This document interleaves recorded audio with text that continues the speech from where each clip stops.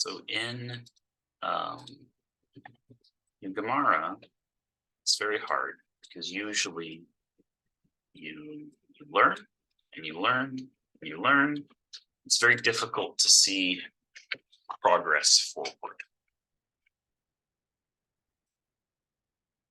So I thought, I was digging around in my Google Drive. I found notes in 2015 where I wrote something up.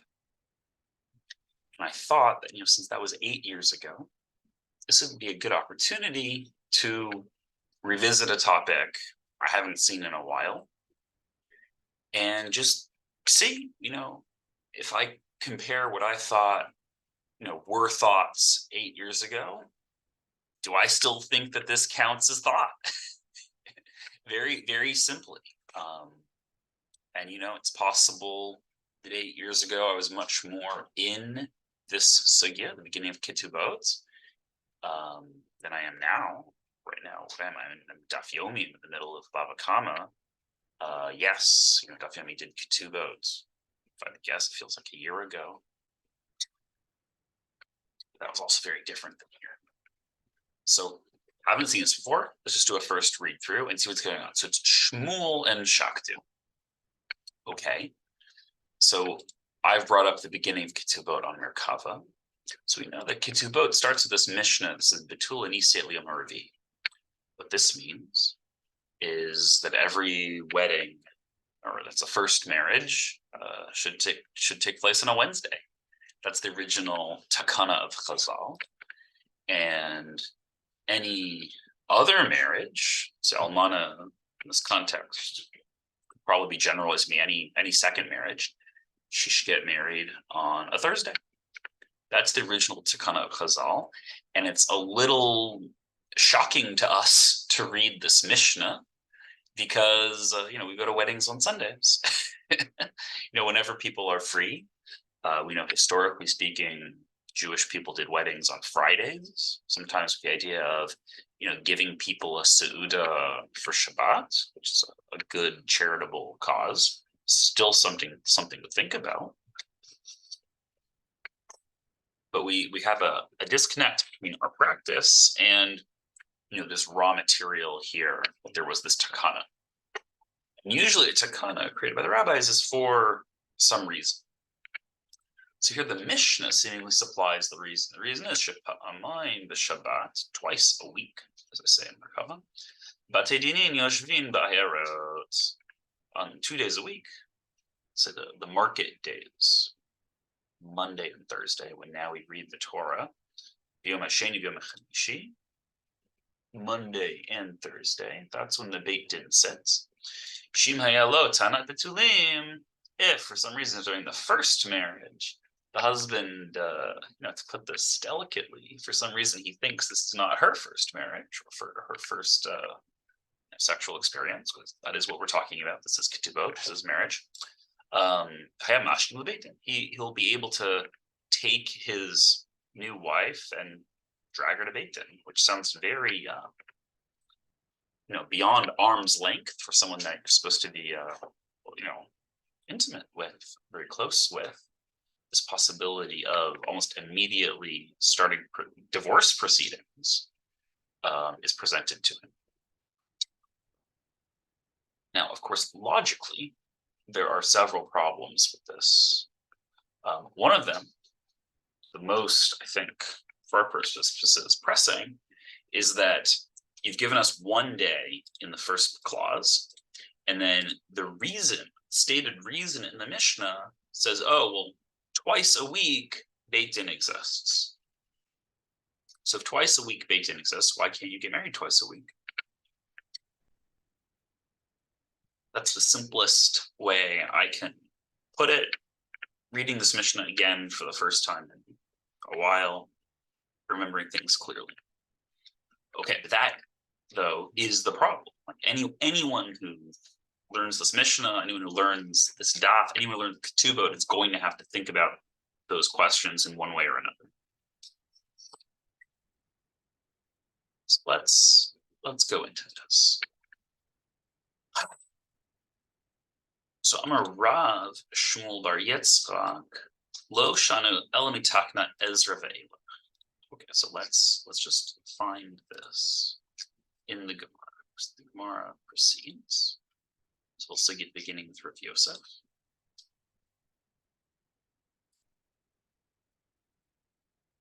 Mi'ika, Mi'ita, we'll have a get. Some first Sigya is very expansive and beautiful from a structural legal perspective.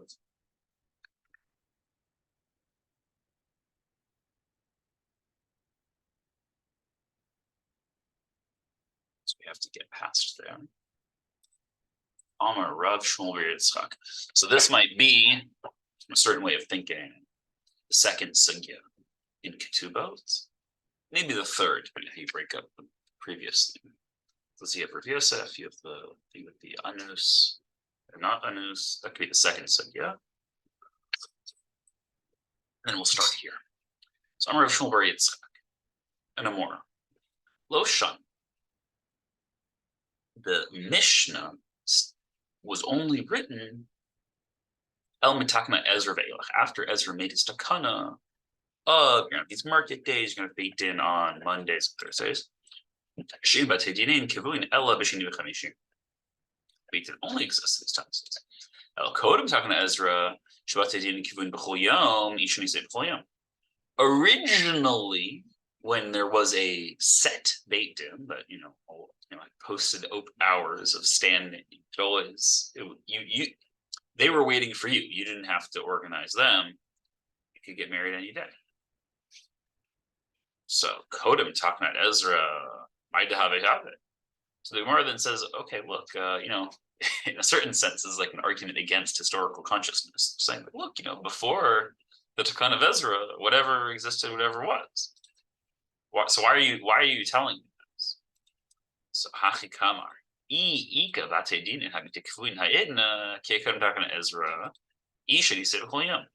can get back to our current regime of you can do weddings any day if you have Beit Din or in need of the remedy of Beit Din any day.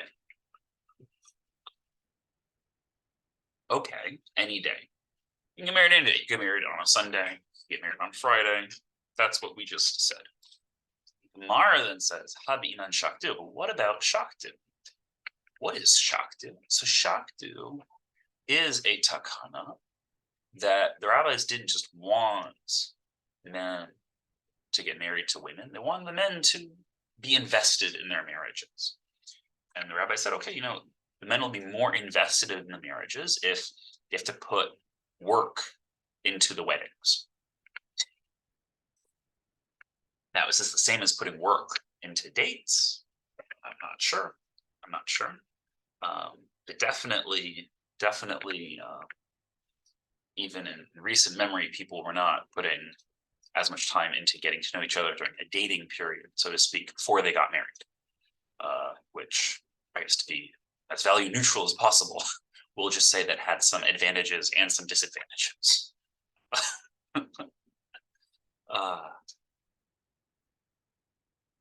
So Gemara says, well, you need Shakti. You need these men to be invested in the marriages, partially to protect the women, in the sense that you don't want men just getting married and saying, okay, I'm done with the marriage now, next, which, it sounds very callous, because what I just described is very callous. Did Tarich Lay, he'll have to not just put in money, but also effort. Tarich, it's going to put in trouble. So let's read this Rashi. Im tarach lifnei haShabbat. If he works before Shabbat, okay. V'tikin tzorchei suda konsa be'echad b'Shabbat o b'sheni b'Shabbat. So Tarich Lay is an answer to this question of Shakti, which is to say, so what are these days? These days are Sunday or Monday. So Rashi is saying it. Tarich Lay, you could get married on a Sunday or a Monday if there was a Beit Din set up every day of the week, and the man had done the work, before the marriage. You can't do work on Shabbat, it's a sunnah, but you could do work on Thursday and Friday, preparing for a Sunday or a Monday wedding. Okay, now we're in this classic sugya. And so now they're going to say my Shakti. No, I'm recording this during Hanukkah, so it's kind of like my Hanukkah. So my Hanukkah, like the question of my, sometimes like what is it? But it's also a question of what is the origin. The way that Rashi teaches it here is my Shaktu Heichan Shaninu Shaktu Demakshinan La Hacha Mishum de Amar Shmuel Leel Leit Lan Laot Vemine Lamorai Achrina. How do we have this idea, this takana of Shaktu, which Shmuel mentioned earlier? Well, if it's Shmuel's idea, then we don't necessarily need to ask it as a question on another Amora.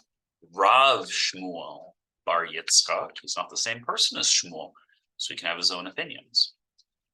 So Rashi, just reading this, Rashi casts this as a very wide net. He's saying, question of my Shaktu is saying, well, why are you assuming that Shaktu, which is an idea that we've mentioned of Shmuel, if we're doing this, or I think we have to read Shmuel at some point in time, why assume that applies to other Amorim?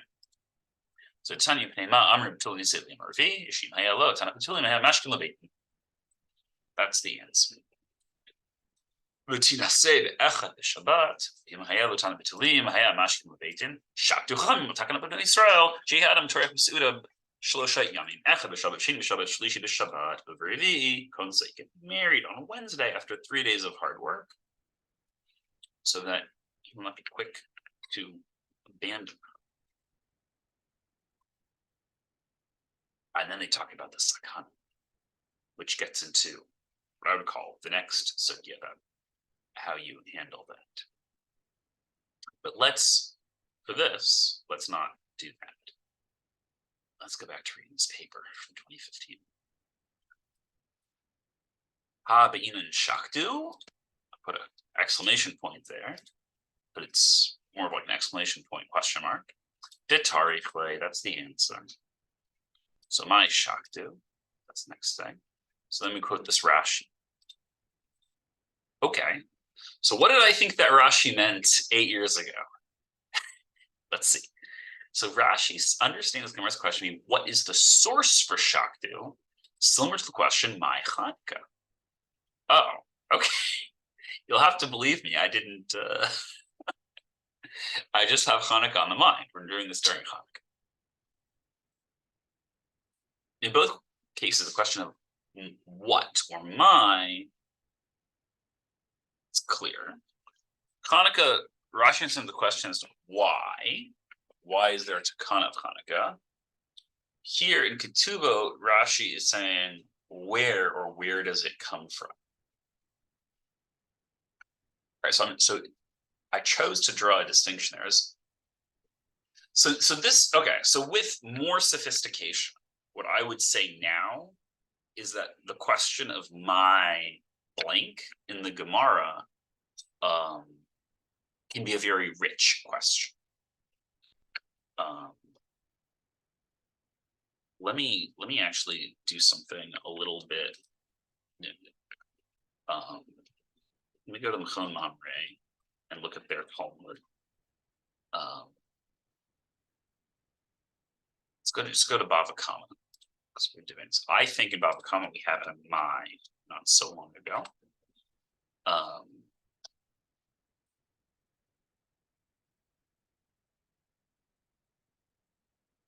Not my Shna. Okay, so you can see some methodological weaknesses here. Not my Nihu, not my Mashma, not my Mami Baye.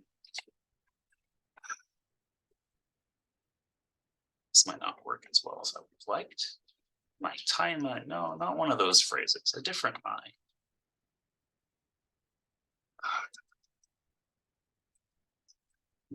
Omer, Mala.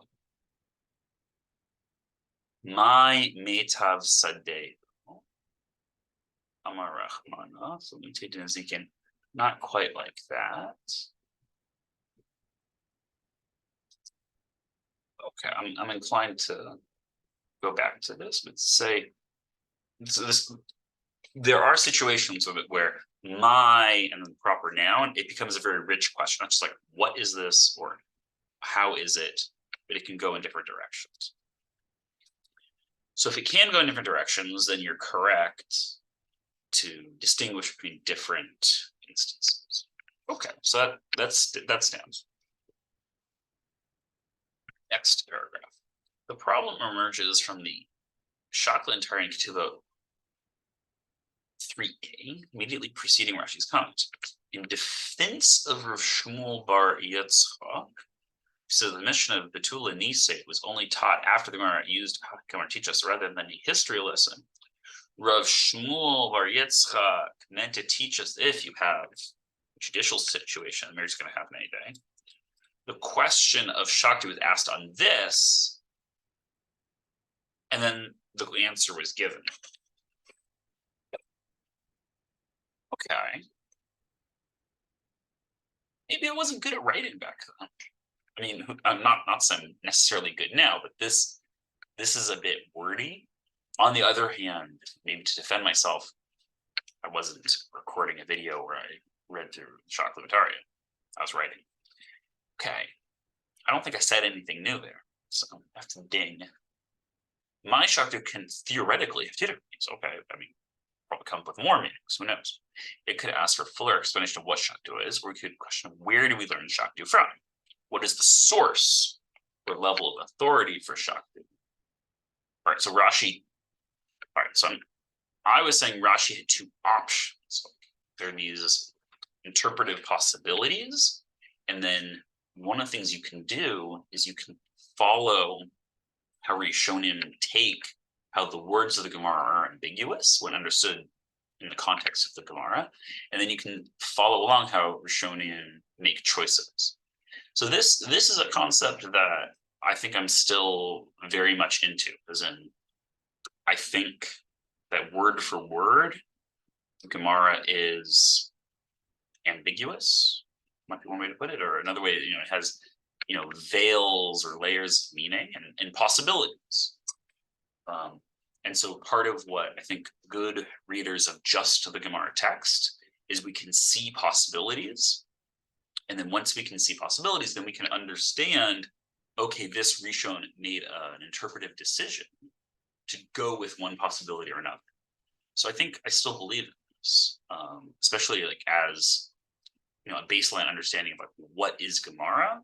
I'd say Gemara is this Aramaic Talmudic text that has possibilities, and Rishonim, different commentaries, tell us, make explicit, different possibilities, which were always there in the text. And then studying why they made different decisions helps us understand their thought processes, which came from a place of great expertise and tradition. To translate Rashi, if we only know about it from Shmuel, it doesn't make sense to ask as a question from a different Amor. Let's say when Shmuel says Shaktu, if that Shmuel's takana, or do other rabbis agree with that takana? I guess to bring in Bava Kama knowledge, we had a takana of Ula about where you can collect debts from, and that would appear to be very, very repercussive if you believe in that takana or not. And the Gemara does not assume at all that it's universal. Therefore, the question Ketubot 3a of Habina and Shaktu, but wait, wouldn't you need Shaktu if you're getting married every single day of the week? Only makes sense if and only if a Tannaitic source, a pre-Amora source for Shaktu could be found. Okay, the local context to a certain degree supports Rashi. Well, I would hope so. I would hope Rashi was supported by the local context. So the answer to the question of my Shakti is provided by citing a text that resembles Tosefta Ketubot 1:1, completely Tannaitic source. So, okay. So one of the things that I said 8 years ago is, if you read this purple text in in Merkava, which is introduced with Titania, which indicates not a Mishnah, but a Baraita. I said, well, if you open up the book, Tosefta Ketubot, you'll see Tannaitic sources telling you exactly what Shakti was about. This full citation teaches many things about Shakti, just when anything pushed off or partially fulfilled. That's the sakana. Like when there's danger, the way that you fulfill it changes. That's another Hanukkah thing. The Gemara says that you're supposed to light your Hanukkah candle at the door. And then it says, Mipnei sakana, you can light it on your table. So, we can ask, what kind of sakana is this? Is it sakana that people are going to kill you if they see your Hanukkah candles? Is it sakana of people are going to give you trouble if they see your Hanukkah candles? Those are big questions. But the concept of there was a takana, there was a practice, and then we modified it because of some danger. There's parallels to that. Hanukkah parallels even. Therefore, the alternative understanding Rashi did not accept remains plausible. So if I was a better writer, I would have said, what is Rashi not saying? Rashi says, question is why? I say,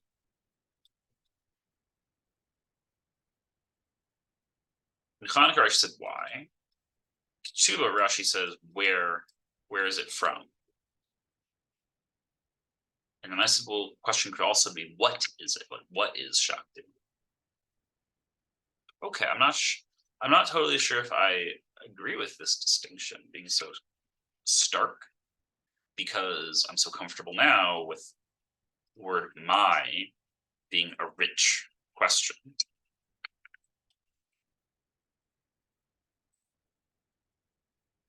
I'm also comfortable with the idea of a takana. Not all Amoraim have to hold by a takana that other Amoraim held. But let's see, how do I save this? So in Daf Bet, we have the sugya of Amar Rav Yosef, Amar Rav Yehuda, Amar Shmuel. So Rav Yosef quotes Shmuel. Let's go back. Let's look at this. Let's get this. This is the first sugya. Amar Rav Yosef, Amar Rav Yehuda, Amar Shmuel, Amar B'tul Nisa Amar Rav Lefisha Shanim, because we said in a Mishnah, Higia Zman V'lo Nisu, Ochel Mishlav Ochel Betruma, Yachli Yizman that Echad B'Shabbat Yihim Alo L'Mazono, Akach Shaninu, B'tul Nisa Amar Rav. Going from a Mishnah much later on in Ketubot, that people would set times to get married, 12 months later. And when those times kicked in, then we would, for some purposes, such as eating truma, we'd say, okay, she's allowed to be supported by him and eat his truma, even though they haven't gotten married yet. Amar Rav Yosef, Mare de Avraham, God of Abraham, Tali Tanya, below Tanya. Why can you take a Mishnah and say it depends on something that is not, I would say, a Mishnah, although it is kind of a Mishnah. But the bigger problem being, this Mishnah right here, in beginning of Ketubot, it says a reason. Here we're saying the reason is, this other Mishnah. So why would you say that, the reason for this Mishnah here in Daf Bet is not the reason stated in the Mishnah? Why would you say, the reason is a separate Mishnah, several chapters in? Let's take that. So, Hi Tanya, Vehe Lo Tanya. The Gemara asks, or Merkava, they do this interpretation thing, which I think is great for breaking things down, and it helps a lot. They say this is a defense. The Gemara is asking, like, well, what is Tanya? What's Lo Tanya? Ha Tanya, Ha Tanya. They're both Mishnayos. Ela Tali Tanya de Mefarish Taima Kid Bid Tanya de Lo Mefarish Taima. Let's see. What did I do with this way back when? Rav Yosef Namora cites Rav Yehuda, citing go back to Shmuel, that the Mishnah of Betul and Nisei goes back to this Mishnah in the 5th chapter of Ketubot. Some of the questions: why not get married on Sunday? Oh, we say Shakti. So let's see that. If we're gonna ask a question, let's say Amar Yehuda Amar Shmuel Mifnema Amar Betul Nisei Amar Vi Shem Haya Lo Tana Betulim Haya Mashkin Leveitim. If Beit Din sits twice a week, Monday and Thursday, and you need that to be the day after you get married, well, why not? Since Beit Din sits also on Mondays, why restrict weddings to Wednesdays? Why not have weddings on Sundays and Wednesdays? Because then you can have Beit Din on Thursday and Monday. And in fact, you do have Beit Din on Thursday and Monday. That is the regime assumed here. On Monday from your Sunday wedding. Answer is Shaktu. Shaktu Israel. The Chachamim wanted to make it good for the ladies of Israel. He'll have to work 3 days of the wedding. He'll work the wedding Sunday, Monday, Tuesday. And on Wednesday, they'll have the wedding. So after those 3 days, it'll all be good. The Achshav Sheshaninu Shaktu. And now that we've done this Shaninu of Shaktu, let's see. Can we find that in Rashi? Ubishvil takana zo, because of this takana of Shaktu, hu me'ukav milkanos be'echad b'Shabbat me'ata ota sheshaninu. Now the same thing we said. Ota sheshaninu higia zman v'lo nisu in the Mishnah in the 6th parak of Ketubot. Ochel mishlo v'chel b'truma, because a takana of Chazal has prevented him from marrying her. He can't marry her. It's not his fault. He can't marry her. I hesitate to say it's her fault, but that's the conclusion is it's because he has to obey a takana of Chazal that's for her benefit. It's not his fault. He can say, I'm not marrying you today on Monday. We're waiting. I can't marry to you today on Sunday because of the takana of Chazal. I have to put in 3 days of work and then we can get married. So this Shaninu is implicitly, this Shaninu refers to the Mishnah 6th parak.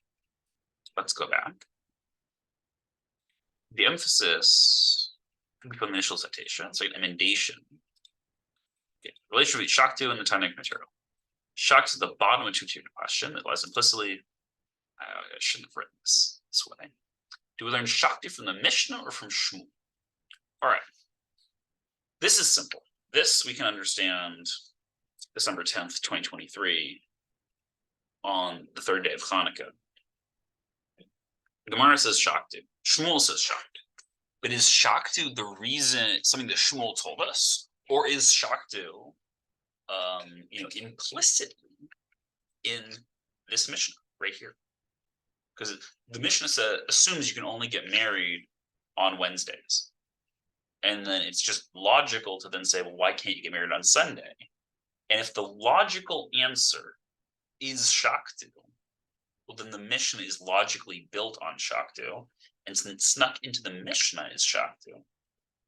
And so then when Rav Yosef, quotes Rav Yehuda, was a student of Shmuel, quotes Shmuel is giving us like an answer to the question of, well, what's the hidden meaning to a Mishnah? Well, that's important for us to know, but it's like the answer to a question. It means that this Shaktu is hidden in this Mishnah beginning of Ketubot. The Rashba, in explaining the initial variant of Shmuel by Rav Yosef, endorsed the opinion that we could not derive Shaktu from the Mishnah. So Rashba says no, Shaktu is not implicit in the Mishnah. All right, let's read this Rashba. The filu shanu ken b'mishnah teinu b'feirim. Let's say Shaktu is in the Mishnah. V'lo be'echad b'Shabbat. That it said, and you can't get married on the first Shabbat. Shimi higia zman v'lo nisu ina malo mezonot ad revi b'Shabbat. V'lo yadanu adayin tam takana zo shein zetam el gzerat beit din. We wouldn't have known the reason for it all we would have known is that Beit Din told us this raw fact. And so, when the rabbis create rabbinic law, we have to obey it.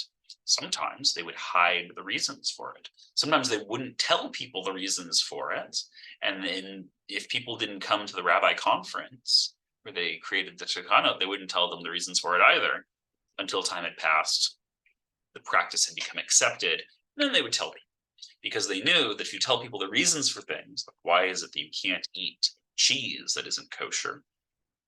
If you tell people reasons for it, people will say, oh, I really like cheese. It doesn't apply to me. So, we live in this world where the reason for why you can't eat non-kosher cheese is one of the great mysteries of Judaism. It's one of the most, it's a bigger mystery than, let's say, Kabbalah.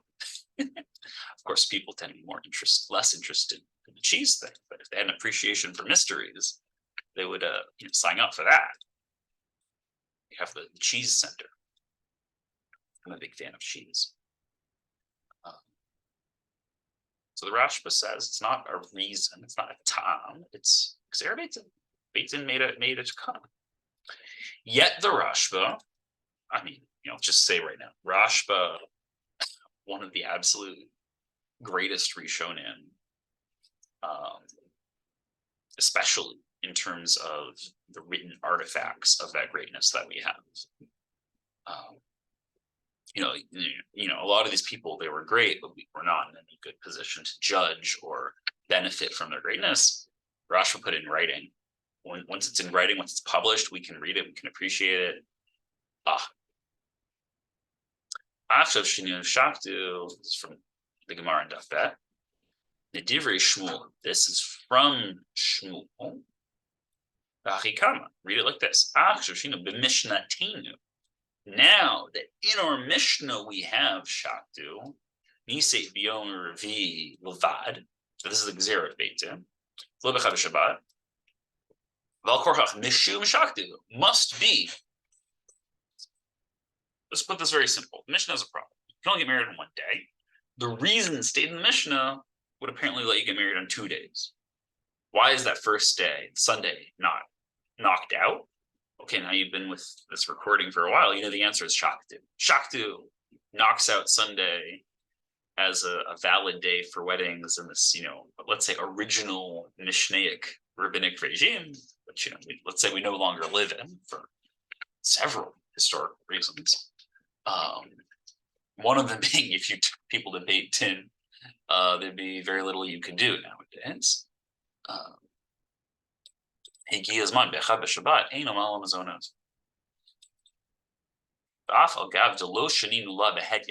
not in the Mishnah,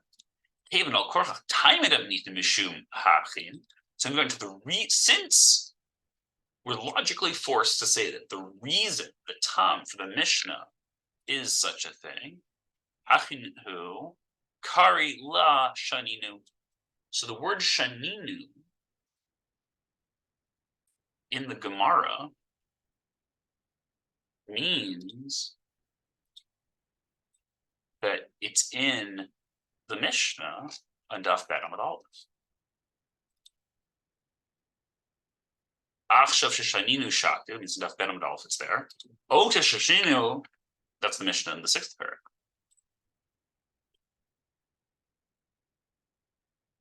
So now we got into the reason.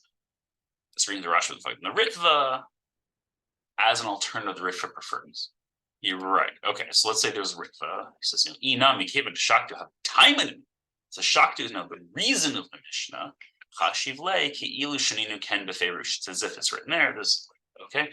Vizeh yoter nachon. Okay, you might have to look up this Ritva to see what the alternatives were. Mishum Breita lo havi lemimar hachi kevan dulo ad karaklol b'matniti. You can't. Let's say what Shmuel was saying was some kind of baraita. You wouldn't have used this language of kevan sheshaninu. What we mean is it's implicit in the Mishnah itself, and this is what the Ritva prefers. If we understand Shaktu have come right out of the Mishnah, then we can't accept Rashi's understanding of Ketubot 3b.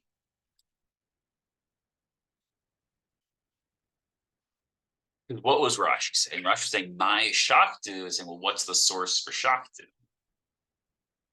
And we have a line of reasoning that, and it's okay for the Gemara to not be in order. Okay, we have a line of reasoning that Shaktu is in the Mishnah itself, not some kind of Braita, not some kind of Takana that only someone where I knew about. So let's see.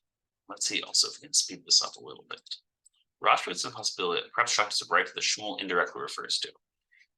So inam yeshlam dashin in bebaraita Shaktu matnitin lo klika alad equal amart b'shum hachi san matnitin b'revi v'lo be'achad b'shabbat ota shinu yizman v'lo nisu mitoch shinu yach lichnos inu malon zona.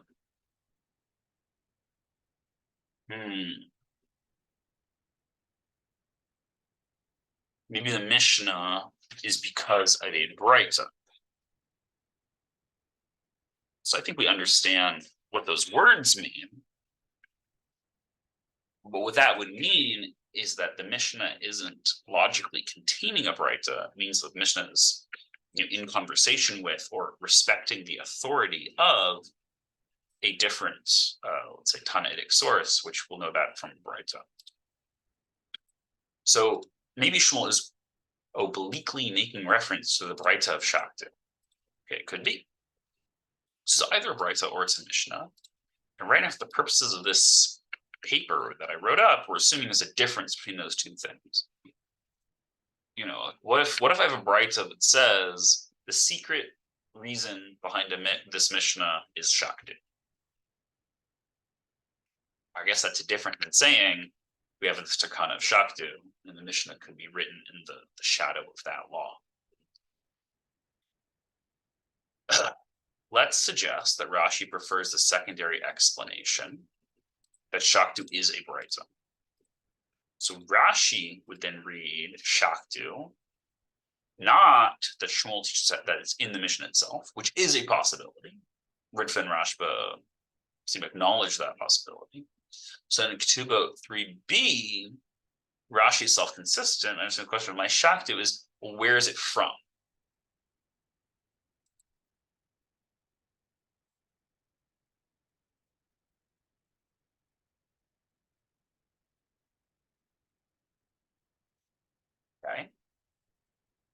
Okay. So we're saying, according to Rashi, Shaktu is Braita. It's not Pshat or logically necessarily what the Mishnah means. It's an external source that the Mishnah could be respecting.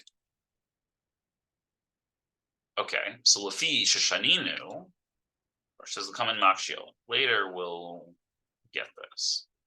So most people would say the initial formulation of Rav Yosef is rejected after Yosef identifies internal inconsistency. We today on this recording, we did read Rav Yosef, and then we reread Rav Yosef. Ella itmar hachi itmar. But there was this initial Rav Yosef part here. Amar Rav Yehuda, Amar Shmuel, mipnei ma Amar b'tul nisadim Rav Yehuda, shim hayalatam b'tul me'amashkin b'beitin. Mipnei ma Amar b'tul nisadim Rav Yehuda, l'fi shashaninu hiki azman b'liniso achal mishlo v'chal b'truma.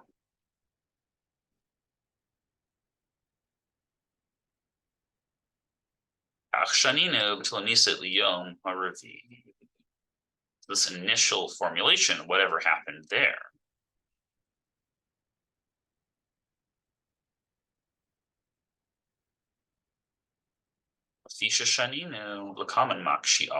This Rashi,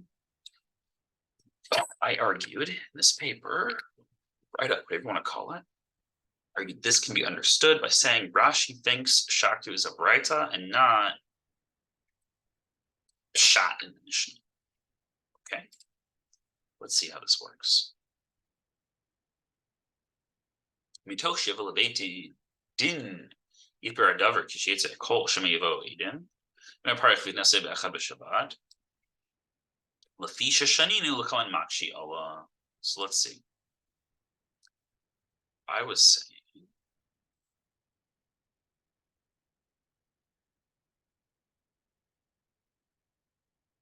Mitoch shiva leveti yiper adaver kishetze kol shemiyavo edin. Uvegemara parich v'tinaseh be'achad b'shabbat. Lefi shashaninu Lakaman Makshi Al. Should you read all those? Should you read those two parts of Rashi together, even though this one goes over the break into the Mishnah words? Why don't they get married on the fourth day? And we'll be asking a question on Rav Yosef's quotation of Yehuda quoting Shmuel. So then after Rav Yosef reformulates the question, here's the reformulation. It's the Itmar, Ella Itmar, Hachi Itmar. The Gemara asks that question and then answers it with Shakti. So if this is true, Lafisha Shaninu, Gizman Luniso, Betruma. So you see there's no Shaktu in the first formulation. So you could say, maybe it's wrong to say that Shmuel said Shaktu, because here Rav Yosef quotes Shmuel, and there's no Shaktu. Shaktu only comes in as part of this reformulation, the Ela Itmar, Hachi Itmar. Okay. So Rav Yosef reformulates the question, Gemara asks the question, answer with Shaktu. So Tosfot on the initial formulation tells the real question is, what is the practical nafkamina, not what is the meaning behind this mission? So Rashi avoids mentioning Shaktu until the Gemara uses Shaktu. This is wholly consistent with Rashi that we don't see Shaktu as emerging from the Mishnah, but rather in response to Rav Yosef's formulation of Shmuel. So Shaktu is machinery that the Gemara brings in to answer these questions. Which, okay, that seems fine. But if Shaktu is machinery, it's not pshat in the Mishnah, then we have to know that, and we should be careful. Now, it could be eventually we'll say, oh no, actually we've discovered the secret. Secretly, the Mishnah depends on Shaktu. Okay. This opens the question whether an argument for Shaktu is the right wholly separate from Shmuel. I've been arguing that Shaktu is somehow even linked to by Shmuel's statement.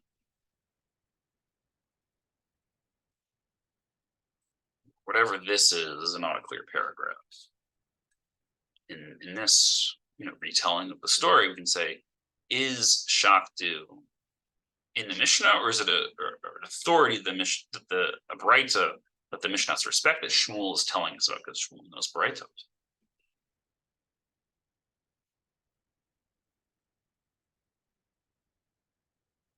Tosfot and the Ritva understand the initial statement of Yosef quoting Rav Yehuda